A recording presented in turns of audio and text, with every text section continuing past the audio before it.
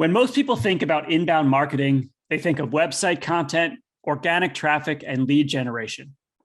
But the principles can be applied to your sales process too.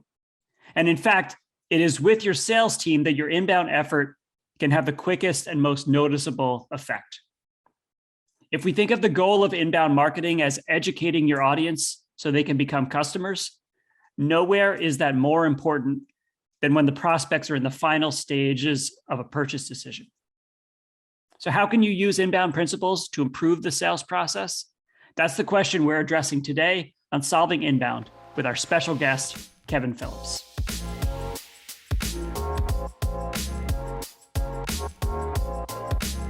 Welcome to Solving Inbound. Today we are here with Kevin Phillips, who has worked with hundreds of businesses to guide their content and their inbound efforts. We're going to let Kevin first tell us a little bit about himself, and then we'll dive into the topic of the day. Kevin, could you introduce yourself to our audience?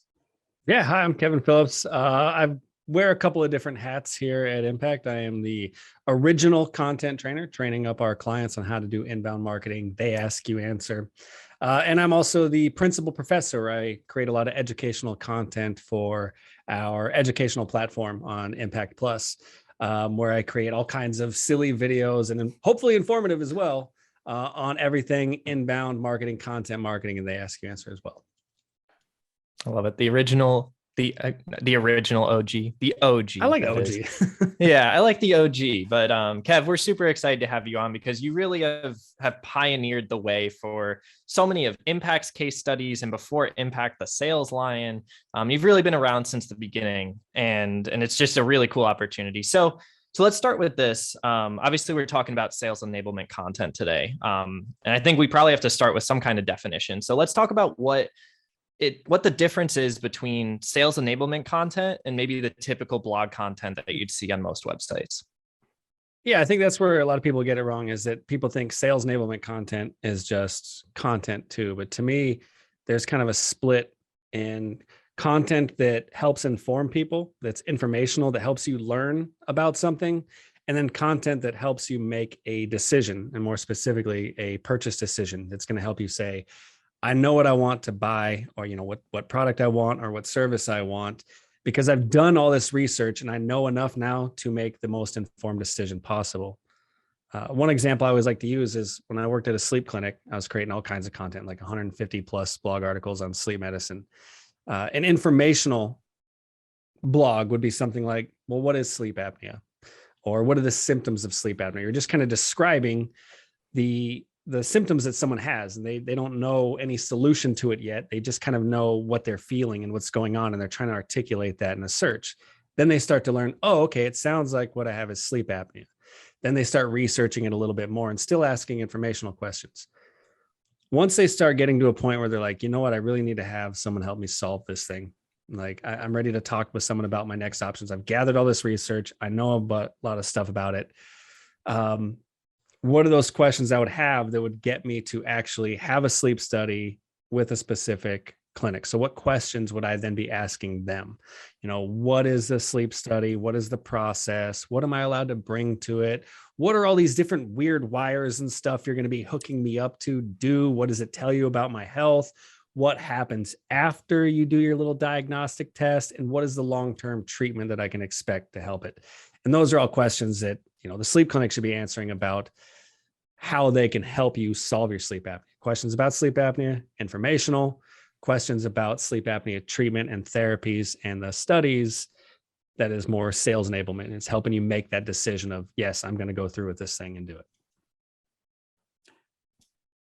It feels like a lot of those questions are FAQ type questions, the questions that are going to be on people's minds before they pull the trigger and make a purchase. So what's the format that those should be answered in? Because it might not be necessarily a whole blog's worth of information answering each one of those questions.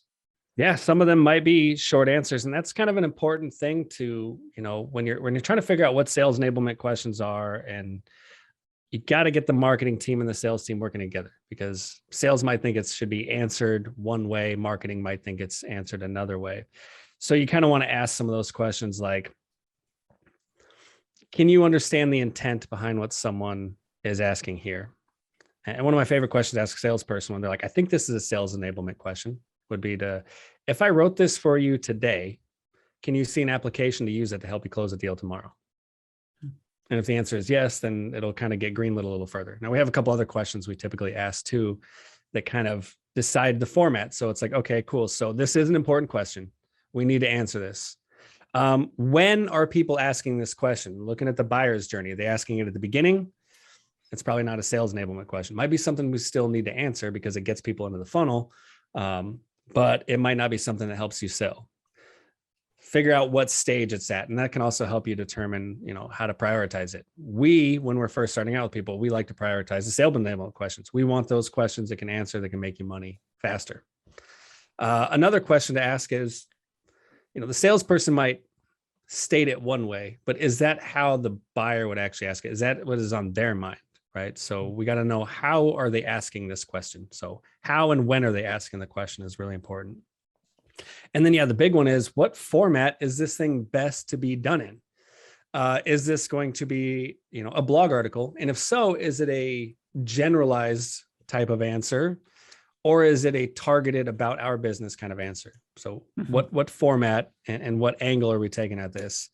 And then, hey, maybe this is actually something that doesn't belong in a blog article, but if it's very much about us and our processes and things, maybe this is better suited to a services page or a product page or somewhere on our website. Or if it's a very short and sweet answer, like, what are your business hours? You don't need to write an entire article about why we choose the business hours that we choose. We can just have a drop down Really FAQ. deep What answer hours? there, yeah. What hours do you open, and when can I actually buy this thing? And then sometimes, also in format, blog, video, both podcasts, like you got to kind of consider, is we can answer it multiple times in multiple formats, or is it a one-off? Is it also just great to answer in an email, and we can help the sales team create, templates for emails. If we know this question is going to be asked repeatedly, we can set up certain emails that answer the question and then also have links to dive in deeper. Kev, you mentioned the importance of the phrasing of the question in terms of marketing may think it was said one way, sales could see it being said another way, but really it comes back to the customer. Why is that so important? Are you getting to this from their point of view or our own point of view? Right. So is this something we're answering because we want to answer and we want them to have this, or are they really asking it and it's actually important to them? Is it something they want to know or something we feel they should know? Because oftentimes salespeople want to put things in front of people that might not be as relevant to them or helpful to them, but it makes the salesperson look really good and cool and feel good about themselves. But it might actually be kind of empty to the person on the other side of it. It's like, oh, that's great. You do sound awesome, but that's not really what I was asking here. I was asking how much that thing costs, or something like that. Yeah, that's a great point, because it feels like anytime a customer is asking a question, there's the surface level question they're asking, and then there's a lot beneath the surface that depends on their mood and their anxiety or their excitement or apprehension, whatever it is for what they're asking. And like you mentioned, the sleep clinic example before, if they're asking a question about what are all these wires that are hooked up to me, what do they do? There's some fear there. And I think the way that you have to approach that is a way that's different than, someone who's buying a car and saying, like, what do all these buttons do? Like there's like excitement in that one, and there's fear in the other one. The way you answer it is going to be dictated by the mood that you perceive in the person who's asking it. Yeah, I love that. And I think it's as in the story branding book by Donald Miller, where he talks about the 3 levels of a problem, right? So there's that surface level question that they might ask, and this is what's kind of on the surface, what's kind of underneath it, and the real reason or the feeling that is behind the question they're asking. That's really important to get to. And then the 3rd level is just that philosophical, like human level type of question or type of problem that people have. So yeah, it's important that you understand not just the question that they're asking directly, but what is underneath that question, and getting to the root problem, worry, concern, or fear, and making sure you address that and not just address that surface level. So Kevin, sales enablement content can take a lot of different forms. So you talked about language on the website, on the service page, in a blog, in you didn't mention it yet, but like a buyer's guide or a seller's guide, something like that. if you're a salesperson, how do you actually use this in the sales process? How does it go from your hands to your prospect's hands? When do you share it? All those sorts of questions about how does this happen?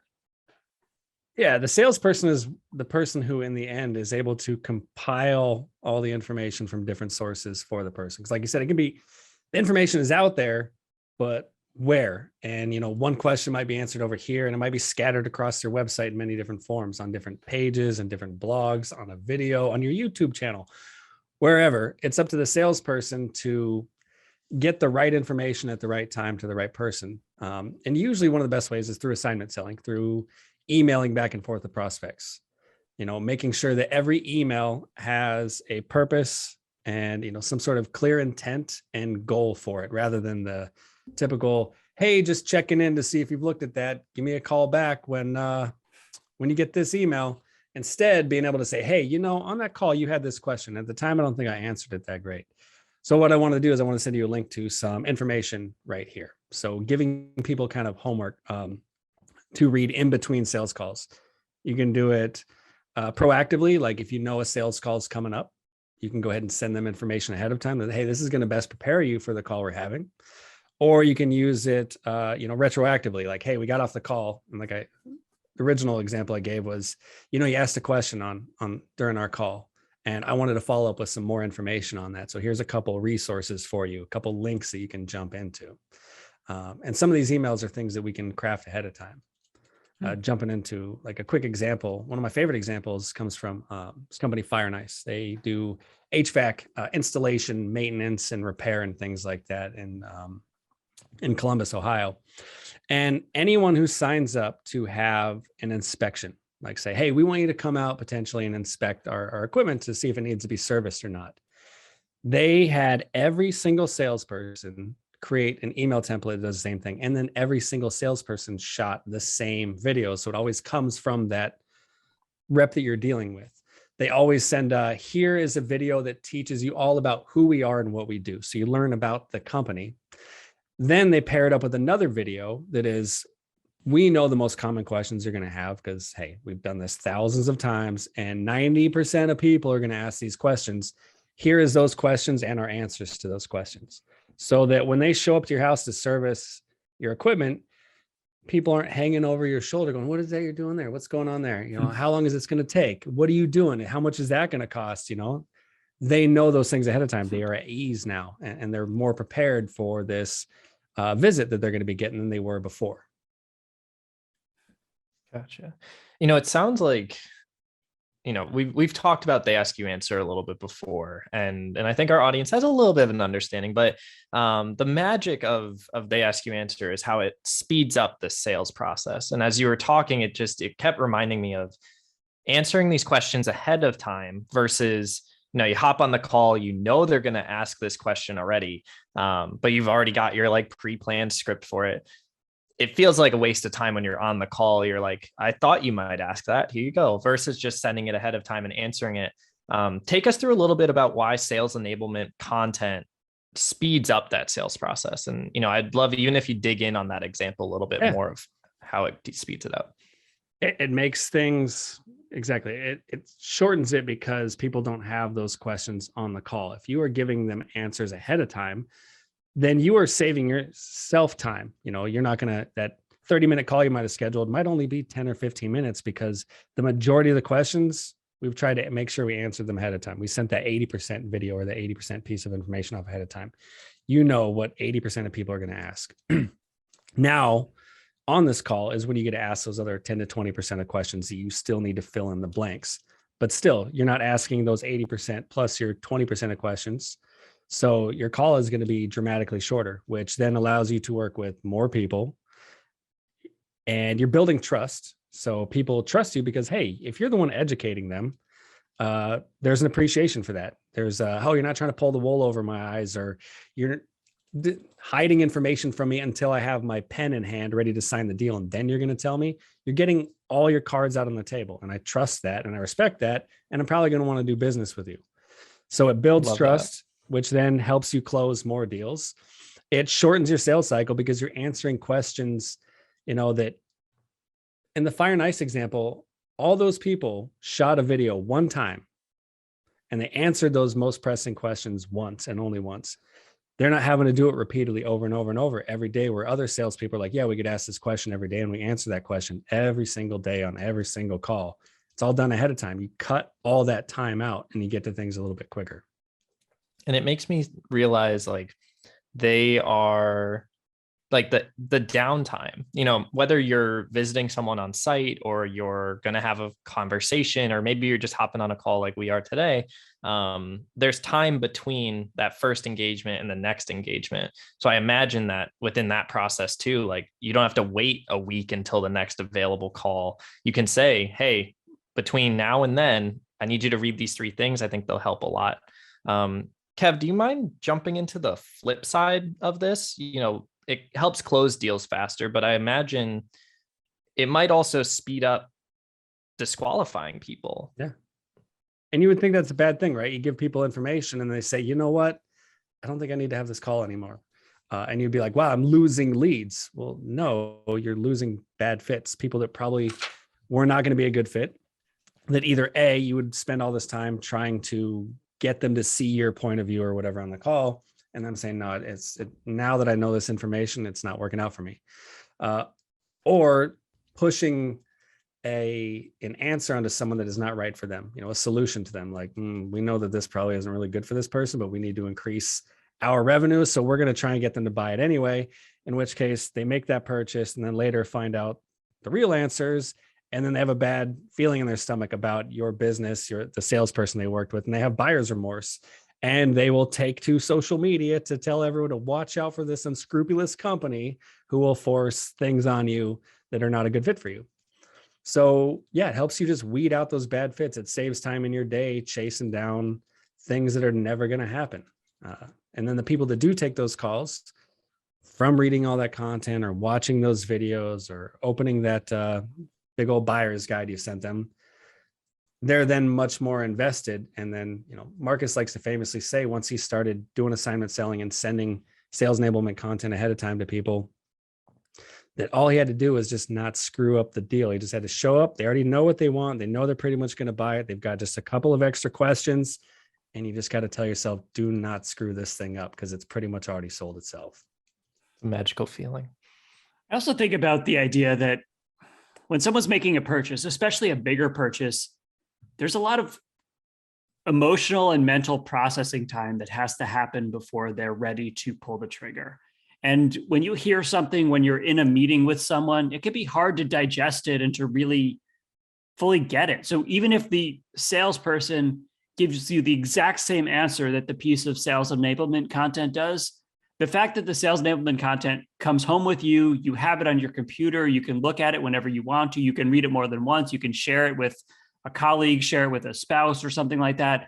It just feels like it's more respectful of your time and your process than someone like answering all your questions very quickly in the call. And then you're like, wait.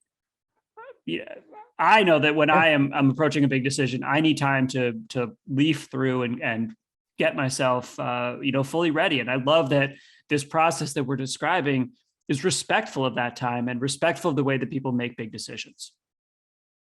Yeah, no, that is important from the customer's point of view. Like you're saying, is that I'm one of those people that might be on a call, right? And someone's trying to sell me something. I'm going, and they're like, hey, does that make sense? Yeah. In the back of my mind is like, when I get off this call, I'm actually going to go look that stuff up. So why don't you just send me the stuff, right? Instead of trying to convince me on the call, because I'll be polite, but at the same time, I'm like, as soon as I'm off this thing, I'm actually going to go look it up, because I've been duped too many times before. I've bought lemon vehicles. I've bought, gone in and buy a printer and then ended up with way more ink than I ever needed, because they told me, hey, you're going to want all these extra ink too at a really great deal. And my wife's like, why did you do that? Let me do all the talking from now on. So now I'm one of those people that I'm in a store, like an Office Max or something. I see someone walking towards me, I immediately walk away from what I'm looking at. I'm like, I'm going to take a snap picture of that printer or that computer, and I'm going to look it up online. I'm going to come back, because I don't know if I trust what that person's going to say to me. Now, if they were like, oh, hey, if you're leaving the store, take this along with you, read up on it, and maybe you want to come back or contact us. I'm like, oh, okay, that's a way better idea.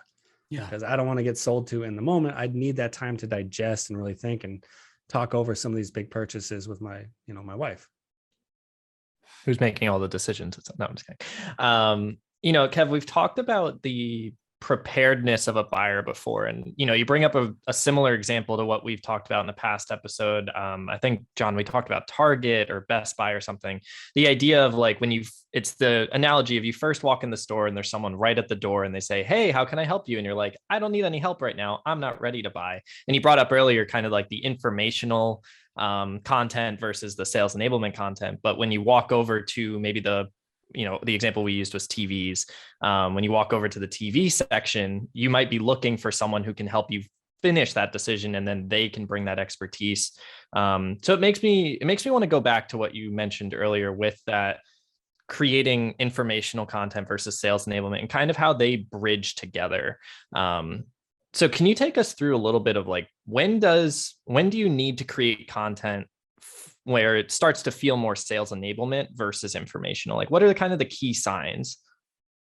Even in sales enablement content, there's still two types you might use. You might use that general information. You might use business specific. Business specific is always going to be kind of sales enablement. So a question might be, how much does a bathroom remodel cost? You might ask that of a contractor. You might do that in a search. And you're just kind of looking at the general information. What are the factors that could drive it up or down? And even in sales enablement, someone might send you, "Hey, I'm going to send you an article we wrote that breaks down how much a bathroom remodel costs." But there's a very important part of that question missing usually from that piece. How much do you charge? And then that's a level deeper into sales enablement. Here's a general, how much does the thing cost? Great. You've broken down the factors and why different people might price things differently.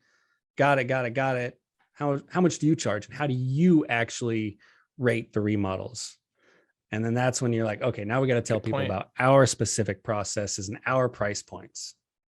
It's a really good point. And you might include both in a piece of content. We wrote an article that describes all this. And then below, here's a link to our pricing page. So you get that general information first, then you can jump over to this other page and learn how we do it and why we do it the way we do. So Kevin, if you're a business who has never done this before, what are steps that you can take to start creating, implementing, and using sales enablement content from your marketing team and in your sales process? How do you begin? Revenue team meetings, right? You got to stop thinking I'm on the marketing team and this is my sales team, and you guys got to work together. And you usually have a shared space for all these different ideas and questions sales people are having. We're compiling those. A lot of our clients use like a content home base or some sort of Trello board, maybe, where they just start listing off, here's all the questions we get asked. The problem marketing might do is go, okay, that's a question that sales said they got asked. Let's grab that. It sounds good. Let's run over and start writing that answer. But if you do that again, you might be answering the wrong question or maybe the right question in the wrong way or something like that. So you really need to sit down with the sales team and kind of go through each of their questions. Like, great, you guys came up with 100 questions. We don't know where to start. So let's go through a couple of them. When are they asking this question? At what stage in the buyer's journey? How are they asking the question? What is the best way to get them this information? Is this even relevant to selling anything, or is this, general information, more top of the funnel type of stuff? So you really need to sit down with the sales team. Sales team needs to help you compile all the questions and then together work through the questions to really hone in on what are the most important questions. What is the real question they're asking, and what's that pain point behind it, and how should we answer this for them? It's tough. It's such a big ask too. And one of the early questions that we actually addressed in this podcast was like, how do you get marketing and sales working together? And we introduced the idea of the revenue team and the steps towards a revenue team, I guess, where we say, hey, find a champion on each team. Like it always feels tougher than we make it sound, perhaps. But I just love the way that you break it down of, even if you get all the questions, there's more to it than that. You can't just get all these questions, but you really have to think, how do you answer as like one company? I think it's the example or the analogy we'd use is like, you could have sales answering it, you could have marketing answering it, but if they're not the same answer, one that breaks trust, which I know you mentioned is a huge part of this whole thing, is they need to trust that you have their best interests in mind, they being the buyer. But also your company should look aligned. You should have one answer. It shouldn't be that different things are happening. Yeah. And that's something, even when our own team started going through it, and I heard feedback from the sales, is like, okay, they started going through the process. Yeah. Revenue team meeting. We're going to get together, compile the questions. Here's how we answer. And then someone starts giving an answer. And then someone else looks over and is like, that's not how I was telling people it. Now you get to have a conversation about, well, what is the real answer and how should we position this to our buyers to make sure that we are using a shared language? So yeah, it also can help inform the teams of how to talk about these things, to where regardless of what sales rep or whoever someone is talking to, they're going to get a pretty close to the same answer because they've actually explored it a little bit deeper and really thought it through and thought the best way to answer for people. And that's where the magic happens, I guess. So Kev, with that, let's break it down to one main piece of advice. Where should a company, assuming they're either trying to do sales enablement or have never heard of it before until this episode, what is the one thing, or perhaps the first thing, that they should do? Have a revenue team meeting. Get some reps from the marketing team, get some people from the sales team. If you can only get one, good.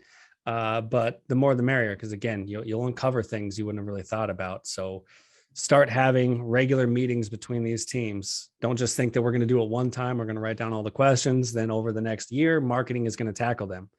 It should be regular meetings. Marketing saying, all right, what questions should we be answering this week? Why is that one so valuable? If I wrote it today, is it going to help you sell something tomorrow?